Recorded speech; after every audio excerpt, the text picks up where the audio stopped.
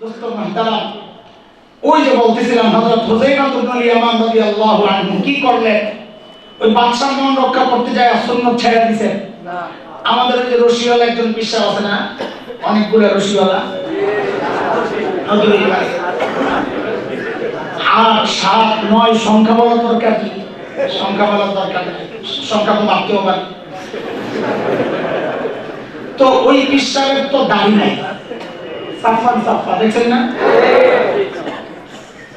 এর একটা ভোকাল আছে, এর কি বলে এটাকে, কথা বলে আর কি, বক্তা জেহাদি আলাউদ্দিন বন্ড না হক্কানি, আমি কিছু বলি না, তুই অগ্রিম কথা বলছিস। এর জিজ্ঞেস করছে এর ভক্তরা, খেয়াল করেন কত বড় জাহেল।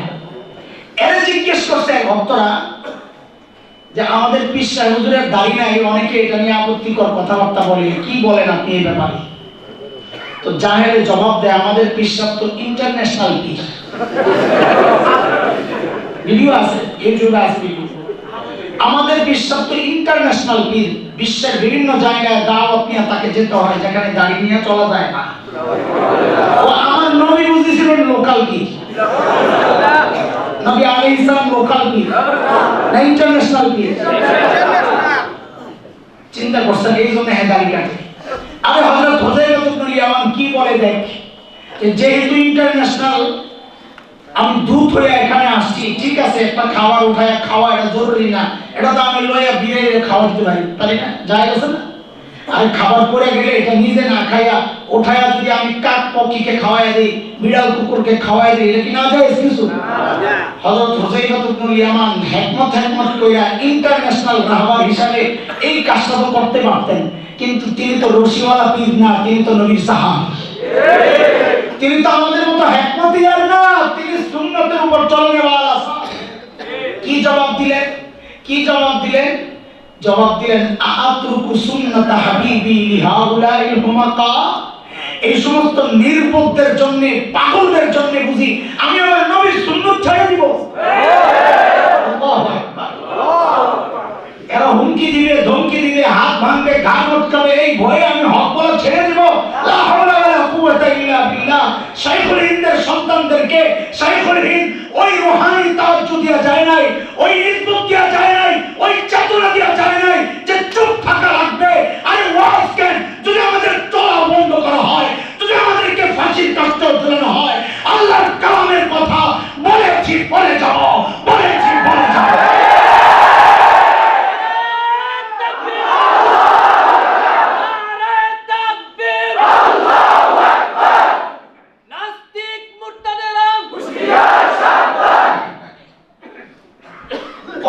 আমল কবুলের জন্য শর্ত হচ্ছে আমলকে সুন্নাত দ্বারা সাজাও। এক নম্বর, মনে থাকবে ইনশাআল্লাহ। সুন্নাত ছাড়া আমল কবুল হবে না, সুন্নাত ছাড়া আমল কবুল হবে না, এটা মাথায় রাখেন। যে কোনো আমল যদি সুন্নাত তরিকায় না হয়, ওই আমল কবুল হবে না। দুই নম্বর, আমলের মধ্যে ইখলাস থাকতে হবে। ইখলাস, শুধু করব কাকে খুশি করার জন্য? যদি আল্লাহকে খুশি করার জন্য আমল করি, তাইলে দেখবেন নেতা সাইড হয়ে যাবে, দল সাইড হয়ে যাবে, আমার নিজের চিন্তা সাইড হয়ে যাবে, সন্তানের ভালোবাসা সাইড হয়ে যাবে, বিবির ভালোবাসা সাইড হয়ে যাবে। কেন? আমি তো আমল করতেছি আল্লাহকে খুশি করার জন্য। বিবি নারাজ হলে আমার কি আসে যায়? নেতা নারাজ হলে আমার কি আসে যায়? দল নারাজ হলে আমার কি আসে যায়? সরকার নারাজ হলে আমার কি আসে যায়? আমি তো আমল করি আল্লাহকে। এরকম চিন্তা না থাকলে আমল কবুল হবে না। নাম্বার 2, মনে থাকবে ইনশাআল্লাহ। নাম্বার 3, আমলের মধ্যে তরক্কি লাগবে। এভাবে খেয়াল করেন, আমলের মধ্যে তরক্কি লাগবে, উন্নতি। আজকে যা করছেন, পরবর্তী জীবন আপনার পরিবর্তন। মকবুল হজের জন্য একটা আলামত বলেন বড়রা, বুজুর্গরা, যে হজ কবুল হয়েছে কি হয় নাই কেমনি বুঝবা? বলে হজের আগের জিন্দেগি আর পরের জিন্দেগি মিলাইয়া দাও। যদি দেখো আগের জিন্দেগি আর পরের জিন্দেগি এক, আগেও খাইছে ঘুষ, পরেও খায় ঘুষ, আগেও কাটছে দাড়ি, পরেও কাটে দাড়ি, ও বুঝা যাবে তার হজ কবুল হয় নাই। আগেও সন্তানের লেনদেন টানছে, হজ কইরা এইসব টানে, আর হজের মধ্যে যাই তো গোপনে গোপনে টানে। আগেও পর্দা করে নাই, হজের পরেও পর্দা করে নাই, বুঝা গেল তার আমল কবুল হয় নাই, কারণ তার জীবনের উন্নতি হয় নাই। আমল কবুলের জন্য এই আরেকটা শর্ত, আমলের মধ্যে তরক্কি আছে কিনা নিজে নিজে চেষ্টা করেন আমার জীবনকে পাল্টানোর জন্য। যে জীবন আগের দিনের চেয়ে আজকের জীবনটা ভালো, আগের দিনের চেয়ে সামনের দিনটা আরো ভালো যাচ্ছে, তাহলে বোঝা যাবে পিছনের আমলগুলো কবুল হয়ে হয়ে আগে গেছে। কয়টা গেল ভাই? 4 নম্বর, আমলের মধ্যে মুদাওয়ামা বলে বড়রা, মুদাওয়ামা সবসময় কন্টিনিউস করা। হঠাৎ একটা আশ করছে একাধারে রোজা টোজা এইটা পাগড়িটাকে বাইন্দা পুরা আল্লাহওয়ালা বুজুর্গ, কদিন পরে আবার দেখা যায় সিপাই সাপা দাঁড়ায় আসে তারা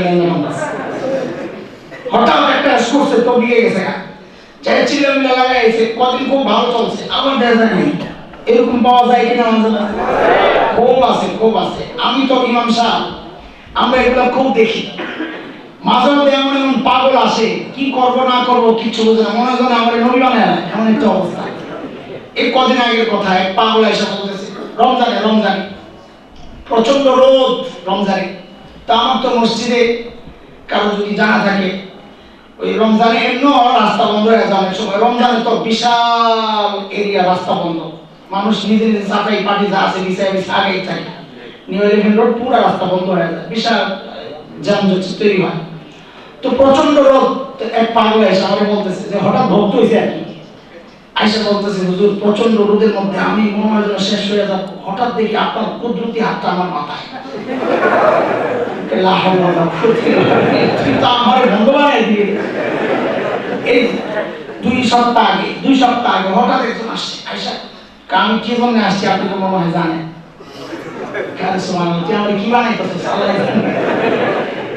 আমি না জানি না। আমি ভাবছি কি ওই আজানের আগে নামাজের আগে 2 একজনে ফোন দেয়, ফোন তো আমি ধরি না, তো মাঝে মধ্যে ধরি যে কি কোনো জরুরি খবর কিনা। একজনে বলছে যে হুজুর নামাজের পরে আপনার সাথে একটু দেখা করবো কিনা, সময় হবে কিনা আসেন। তা আমি বলছি এই লোক বুঝি, হ্যাঁ জানি তো, নামাজের আগে ফোন দিয়েছিলেন? না না আমি আপনাকে। আপনি কে? আপনি তাহলে বুঝতে পারেন না? তাহলে একটু বলি, আমি বলেন। আমি কত বৈশা লম্বা টাইম মসজিদে সময় দিই, জুমার পরে 2-2.5 ঘন্টা আজকেও বের হয়েছি মনে হয় 7-3টা দিন। তো বলতেছে যে 2 রাত আগে হঠাৎ স্বপ্ন দেখি একজন আমার বলতেছে ও জলদি হাসান জানের কাছে না। তারপরে আমি লাভ দিয়ে উঠছি, তারপরে আবার ঘুমায় আবার দেখি এরকম স্বপ্ন দিয়ে আপনি দাঁড়াই গেছেন। আমি তো মনে করছি আপনিও জানেন। সর্বনাশ, হ্যাঁ আমার তো বুজুর্গ বানাইতেছে লাগে লাগে, হ্যাঁ ও কিন্তু বুজুর্গ হইতেছে। হঠাৎ স্পট এগুলা কোনো খাও, এগুলো পুরাই হাওয়াই। আমার কবরের জন্য সত্য হইল সব সময় চলতেছে করতেছে সব চলছে, তাহলে বোঝা গেল আমল কবুল হইতেছে। হঠাৎ স্পটে আমল বন্ধ হয়ে যায়, তো বোঝা গেল পিছনের আমল কি হয় নাই। কয়টা গেল ভাই? আমি খুব তাড়াতাড়ি শেষ করতেছি যেন আপনাদের কষ্ট না হয়। 5 নাম্বার, যে কারণে কথাটা শুরু করছি এটা পরে আসবো ইনশাআল্লাহ। আমার ভাইয়ের প্রসঙ্গ দিয়ে তো কথা শুরু করেছি, ওটা পরে মিলাইতেছি। আমার কয়েকটা কথা কেমন যেন একটু এলোমেলো হইতেছে না, আমি আমার জায়গা যাবো ইনশাআল্লাহ। 5 নাম্বার হচ্ছে আমি যে আয়াতে কারিমা তিলাওয়াত করেছি ওই আয়াতের মধ্যে প্রসঙ্গটা আসছে। নবী আলাইহিস সালামকে আল্লাহ তাআলা হুকুম করছেন আপনি আদমের 2 বেটার কাহিনী মানুষকে শোনান। ওয়াতলু আলাইহিম নাবা ইবনাই আদম বিল হক। দেখেন বড় আজীব এক কথা, আমি খুব চিন্তা করছি এটা নিয়ে, হায় রে কি অবস্থা। নবীকে আল্লাহ তাআলা বলতেছেন আদমের 2 বেটার গল্প যে আপনি বয়ান করবেন, শোনাবেন যে বিল হক, একদম যা আছে সত্য সত্য গল্প শোনাবেন, কোনো বানানোর সুযোগ কিন্তু নাই। এই কথা আল্লাহ কাকে বলতেছেন? নবীকে। আসলে নবীকে তো বলা মাকসাদ না, মাকসাদ হচ্ছে নবীর মাধ্যমে আমাদেরকে বলা। ওই যে একটা কথা আছে, জি মাইরা বউ বুঝায়, নিজের মেয়ের মাইরা বউরে বুঝায় যে আমি আমার মেয়েরে মারছি, তুই তো পরের মেয়ে, তোরে মারতে আমার 2 সকাল বিকাল লাগবো। একটা হুমকি আর কি, একটা থ্রেট। আল্লাহ যেন নবীকে বলে আমাদেরকে থ্রেট দিচ্ছে না, কোন গল্প বলার ক্ষেত্রে মিথ্যার আশ্রয় দিবা না। ওয়াতলু আলাইহিম নাবা ইবনাই আদম বিল হক। আলহামদুলিল্লাহ আমাদের বানানো গল্প বলা শেষ হচ্ছে খুব শিগগির। এক লোক রিড করছে, শুনছেন কি আপনারা? ওয়াজের বিরুদ্ধে না, রিড করছে যেন কোরআন হাদিসের রেফারেন্স দিয়ে আওয়াজ করে। তা আমি ছিলাম কক্সবাজার গত সপ্তাহে, শুক্রবারে গেছি আইয়ুব সাহেব সহ, আমি 3 দিন বেশি ছিলাম। তো গত পরশুদিন হঠাৎ কাজে করলাম ওই বিবিসির সাংবাদিক আমার ফোন দিচ্ছে, এক সপ্তাহ আগে আমার ফোন দিচ্ছিল এই ওয়াজ নিয়ে। তো ফোন দিয়া বলে একটু আপনার সাক্ষাৎকার নেওয়া দরকার জানেন ভাই। আমি বললাম হ্যাঁ আমি একটু ঘুরতেছি, কত একটু তাড়াতাড়ি দিতেছি। তো ফোন দিছে, ফোন দিয়া বলে এই যে ওয়াজের বিরুদ্ধে রিট হয়েছে, ওয়াজের বিরুদ্ধে তো না কোরআন হাদিস রেফারেন্স যেন থাকে এরকম একটা রিট হয়েছে, এই ব্যাপারে আপনাদের কি বক্তব্য? তা আমি বলছি যে আসলে বক্তব্যটা কে দিছে আমি তো জানি না, তবে যদি ইসলামের পক্ষের লোক হয় তো তার নিয়ত তো ঠিক আছে, আর যদি বিপক্ষ দল হয়, বিপক্ষের কেউ হয় তো কথা সত্য মতলব খারাপ। বাকি আমাদের বক্তব্য হচ্ছে হ্যাঁ কোরআন হাদিসের রেফারেন্স সহই কথা হোক, এটা আমরাও চাই। কিন্তু আমার একটা জিজ্ঞাসা আপনার মাধ্যমে, যে রিট করেছে তার প্রতিও এবং যারা রিট গ্রহণ করবে সরকার পক্ষ তাদের প্রতিও, যে আমরা যদি কোরআন হাদিসের রেফারেন্স দিয়ে কথা বলি আপনারা মানবেন তো? না অবশ্যই ঘুরে যাবে। এই ঘুরে যাওয়ার অভ্যাস এই যে এই আয়াতের মধ্যে দেখাইছে, আমি সবাই দিছি শুনেন। আল্লাহ বলতেছেন ওয়াতলু আলাইহিম নাবা ইবনাই আদম বিল হক ইয ক্বাররাবা কুরবানা। কি ভাই ঝগড়া লাগছে, আমি একটু গল্পটা না বললে ফিনিশিংটা মজা পাইবেন না। দুই ভাই লাগছে, দুই ভাইকে হাবিলা কি নিয়ে লাগছে দাদু জানেন? লাগছে হচ্ছে ওই সময় বোন ভাই বিয়ে হতো, ভাই বোন বিয়ে হতো, বিয়ে যে হতো ক্রস, বছরের ক্রস, বুঝেন 2020 সালে এক ভাই এক বোন হয়েছে, এইভাবেই আসতো দুনিয়া। 2021-এ আবার এক বোন এক ভাই হয়েছে। তো ওই সময়ের শরীয়ত ছিল 21-এর ভাইয়ের সাথে 20-এর বোন, 20-এর ভাইয়ের সাথে 21-এর বোন, এইভাবে ক্রস বিয়ে হবে। ঘটনাচক্রে কাবিলের বোন আকলিমা সুন্দরী, নিয়ম অনুযায়ী শরীয়ত অনুযায়ী আকলিমাকে বিয়ে করবে কে?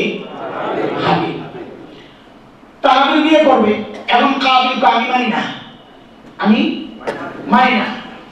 তাইলে আসো কোরবানি দেই, যার কোরবানি আল্লাহ কবুল করবেন সে আকলিমাকে বিয়ে করবে।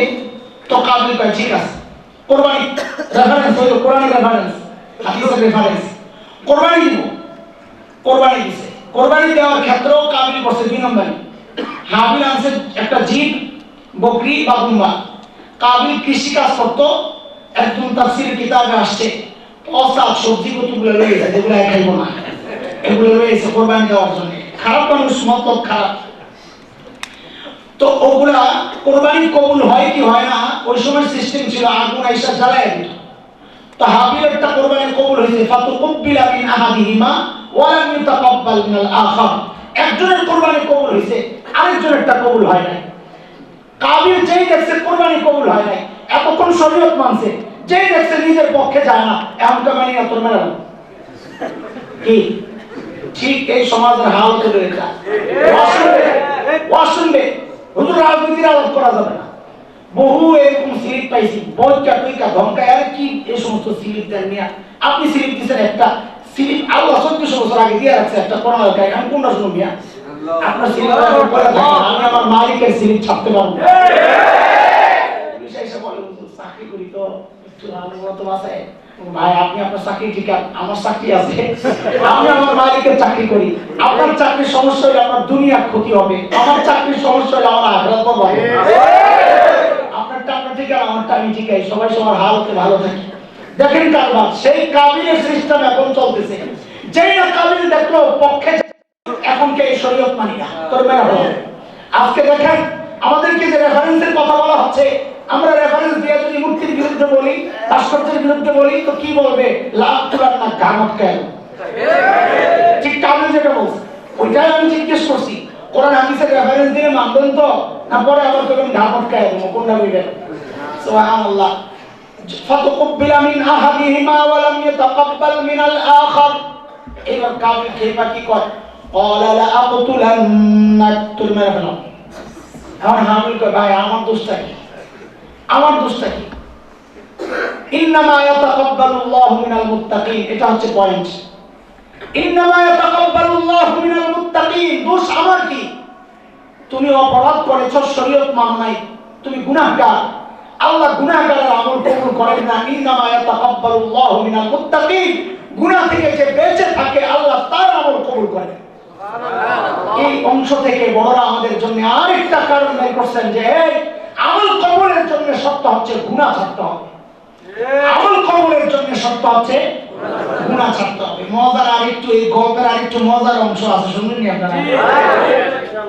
কাবিল তো হাবিলকে মারছে, মাইরা এখন তো ব্যাক করে গেছে, কান্না করলাম এই লাশ কি করব, কারণ এর আগে তো মানুষ মারা যায় নাই, তো লাশ কি করতে হয় তার তো জানা নাই। এখন বসে বসে চিন্তা করতেছে কি করব। এর মধ্যে আল্লাহ তাআলা পাঠাইছেন কাউয়া একটা। কি পাঠাইছেন? এই শুদ্ধ করে আবার কাক বলেন না, কাউয়ার মধ্যে যে খোসাটা পাওয়া যায় কাকের মধ্যে পাওয়া যায়। এখন তাচ্ছিল্য করা মাকসাদ কি? আর মাকসাদ কি? তাচ্ছিল্য করা। কাকের চেয়ে কাউয়ার মধ্যে তাচ্ছিল্যটা আমার কাছে বেশি লাগে, আপনার কাছে কি লাগে জানি না। আচ্ছা খেয়াল করেন কোরআনের কথায়, ফালাতাল্লাহু গুরাবা ইয়াবহাতু ফিল আরদি লিউরিয়াহু কাইফা ইওয়ারি সাওআতা আখি। আল্লাহ একটা কাউয়া পাঠাইছেন কারে? কেন? যেন কাউয়া মাটি খুইলা দেখায় দেয় ভাই কেমনে দাফন করতে হয়। কাউয়া আরেক কাউয়ারে মাইরা দাফন করে দেখায় দিছে। হাবিল এই দৃশ্য দেখা হায় আল্লাহ, ইয়া ওয়াইলাতা আ'জাজতু আন আকুনা মিসলা হাযাল গুরাব। এই কাউয়ারে এমনটাও আমার নাই, আফসোস করতেছে। বিষয়টা না, পয়েন্ট বিষয় হলো সময়ের সবচেয়ে বড় আলেম হচ্ছেন হযরত নবী আলাইহিস সালাম। সবচেয়ে বড় আলেম কে? সব যুগের সবচেয়ে বড় আলেম কে? ওই যুগের নবী। সব যুগের সবচেয়ে বড় আলেম ওই যুগের নবী। হযরত আদম আলাইহিস সালাম ছিলেন কিনা তখন? জমিনে ছিলেন কিনা? ছিলেন। তিনি তো দাফন কাফনের সিস্টেম জানেন, না জানলেও আল্লাহর ওহীর মাধ্যমে জানার সুযোগ তো ছিল। আল্লাহ তাআলা চাইলে তো আদম আলাইহিস সালামের কাছে ওহী পাঠাইতে পারতেন। খুব খেয়াল করেন, কোত্থেকে কই যাইতেছি একটু খেয়াল করেন। আল্লাহ চাইলে আদম আলাইহিস সালামের কাছে ওহী পাঠাইতে পারতেন, ও আমার আদম নবী, আপনার এক ছেলে আরেক ছেলেকে হত্যা করে এখন দাফন করতে পারতেছে না, যান আপনি দাফন করা শিখায়া দেন। আল্লাহ পাঠান নাই। কেন? আল্লাহ চান নাই কাবিলের মতো হতভাগার ওস্তাদ নবীকে বানাইতে। আল্লাহ কাবিলের ওস্তাদ বানাইছেন কাউয়ার। কাজী হক্কানি পীর পাওয়ার জন্য কপাল লাগে, হক্কানি আলেমকে মুরব্বি হিসাবে পাওয়ার জন্য কপাল লাগে। কথাটা কেন বলতেছি একবার বুঝেন। একজন হুমকি দিছে, ও মৌলবী তোমার জানাজা লাগবে না, আমার বাবার জানাজা আমি পড়াবো। আমি বলি কি জানেন, আরে আলেমের মাধ্যমে বাবার জানাজা পড়ার জন্য কপাল লাগে, কপাল। আল্লাহ কাবিলের মতো নাফরমানের উস্তাদ কাকে বানান নাই? নবীকে বানান নাই। কাকে বানাইছে? আল্লাহকে বানাইছে। তোদের মতো নাফরমানদের জানাজার সামনে আল্লাহ হক্কানি আলেমদেরকে দাঁড় করাবেন না, ট্রাক থামাইয়া চান্দা আদায়কারীদেরকে নিয়ে দাঁড় করাবেন। মাদ্রাসাওয়ালা চান্দা উঠায়া হাজারো অনাথকে আশ্রয় দেয়, তাদেরকে লালন পালন করে এই সমাজের জন্য একটা উৎকৃষ্ট নমুনা বানায় ছায়া দেয়। এদেরকে যদি মাদ্রাসাওয়ালা আশ্রয় না দিত, এই অনাথ মানুষগুলো, এই অসহায় এতিম মানুষগুলো রাস্তায় সন্ত্রাসী কার্যক্রম চালাইতো, চিন্তাই করতো, ডাকাতি করতো। কথা বলে লক্ষ আলেম তৈরি হচ্ছে এই চাঁদার মাধ্যমে। তুমি খোটা দাও, চাঁদা খায়, ঘুষ খায় না তারা। এই চাঁদা নিয়ে এই ছাত্র তৈরি করতেছে, তারা জায়গা জেনা করে আর ধর্ষণ করে আর সন্ত্রাসী করে, আর তোদের সেই আধুনিক সমাজের গ্রুপ স্টাডি করে হাসপাতালে পাঠায়। খবিসগুলো লজ্জা করে না? লজ্জা করে না আলেমদেরকে এই সমস্ত কটূক্তি করতে? তোর সমাজের দিকে একটু তাকা, আমার সমাজের দিকে একটু তাকা। 100 অপরাধীর মধ্যে একজন মাদ্রাসার ছাত্র পাওয়া যায়। লজ্জা করে না? বেকুফ কোথাকার। এই সমাজের জন্য আলেমরা বোঝা না। করোনার সময় দেখা গেছে কারা বোঝা।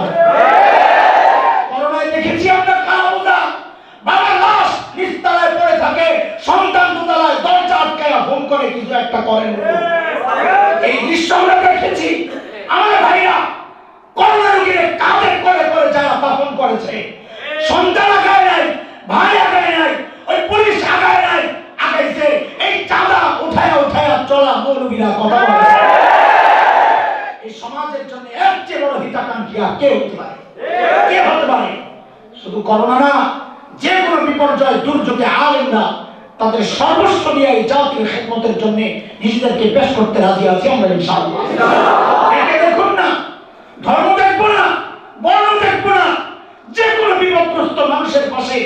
দৌড়ে যাওয়ার জন্য প্রত্যেকটা আলেম আমরা তৈরি আছি। দেশের কাজে আমাদেরকে লাগান, দেশের কোনো জরুরত থাকলে লাগান, আপনারা না লাগাইলেও আমরা করি, না লাগাইলেও করি। করোনার সময় মানুষের দুয়ারে দুয়ারে যায় খাবার পৌঁছায় দিয়ে আসছি। এই শীতের মধ্যে নিজেরা ব্যস্ত থাকি। গত সপ্তাহে আমি বগুড়া, আমাদের এই রাবেতুল ওয়াইজ বাংলাদেশের পক্ষ থেকে বগুড়ায়, সিরাজগঞ্জে, হবিগঞ্জ, সুনামগঞ্জ, আলহামদুলিল্লাহ শীত বস্ত্র আমাদের বিতরণ হচ্ছে। এই সপ্তাহেও যাবে। এই ঝামেলার মধ্যে আমাদের কাজ চলতেছে, উম্মতের কাছে জরুরতের বিষয়গুলো পৌঁছায় দিচ্ছি। এই করোনার সময় এই মানিকগঞ্জ আপনাদের মাওলানা ইউনূস সাহেব বিশাল অঞ্চলকে ঘেরা ত্রাণ কার্যক্রম চালিয়েছে। বগুড়া, সিরাজগঞ্জ, ঠাকুরগাঁও, পঞ্চগড়, দিনাজপুর, সৈয়দপুর, নীলফামারী, রংপুর, পুরো উত্তরবঙ্গে আমরা নিজে গিয়ে আল্লামা মামুনুল হক এত ব্যস্ত মানুষ, তাকে সাথে নিয়ে সুনামগঞ্জ, হবিগঞ্জ, বিভিন্ন জায়গায় আমরা ত্রাণ বিতরণ করেছি। এগুলো আপনাদেরকে শোনানোর জন্য বলছি না, বলছি যারা আলেমদেরকে সমাজের বোঝা মনে করে ওই সমস্ত বোঝাদেরকে শোনানোর জন্য আমরা বোঝা নই, আমরা এই সমাজের খাদিম হিসেবে থাকতে চাই। আমরা এই সমাজের আখিরাত বরবাদ করে এটার প্রতিবাদ করে বলে আজকে আমরা খারাপ। আমাদের দোষটা কি? আমাদের দোষ একটাই, আমরা তাওহীদের পক্ষে কথা বলি, শিরকের বিপক্ষে কথা বলি, এটাই আমাদের দোষ, এছাড়া আর কোনো দোষ নেই। আল্লাহ তাআলা সেই বুঝদার করে। আমিন। পাঁচটা বললাম না আমল কবুল হওয়ার জন্য শর্ত। 6 নাম্বার আসল কথায় আসছি। ওই যে ভাই যাওয়ার সময় কেঁদে কেঁদে বলেছেন আল্লাহর কাছে দোয়া করে করে মঞ্জুর করাবেন। আমল কবুলের জন্য এটা সবচাইতে জরুরি শর্ত, দোয়া করতে হবে। হযরত জাকারিয়া আলাইহিস সালামের প্রসঙ্গ শুনাইছেন না? জাকারিয়া আলাইহিস সালামের সাথেই মারিয়াম আলাইহিস সালামের প্রসঙ্গ আসছে। মারিয়াম আলাইহিস সালামের মা, বাবা ইমরান, মারিয়াম আলাইহিস সালামের বাবার নাম কি? ওই যে ইমরানের কারণে সূরার নাম আলে ইমরান, ইমরানের পরিবার সম্পর্কে এই সূরা। হযরত মুসা আলাইহিস সালামের বাবার নামও ইমরান, মারিয়াম আলাইহিস সালামের বাবার নামও ইমরান। দুই ইমরানের মধ্যে পার্থক্য হচ্ছে 1975 বছর। 1975 বছর। তো মারিয়াম আলাইহিস সালামের মা কি বলছেন? রব্বি ইন্নী নাযারতু লাকা মা ফি বাতনি মুহাররারা। আল্লাহ, আমি মানত করছি আমার এই ছেলেকে বাইতুল মুকাদ্দাসের খাদিম হিসাবে আমি ওয়াকফ করে দিব, মানত করছি। এই মানত কইলে আবার কি বলতেছে? ফাতাকাব্বাল মিন্নি, আল্লাহ আপনি কবুল করেন।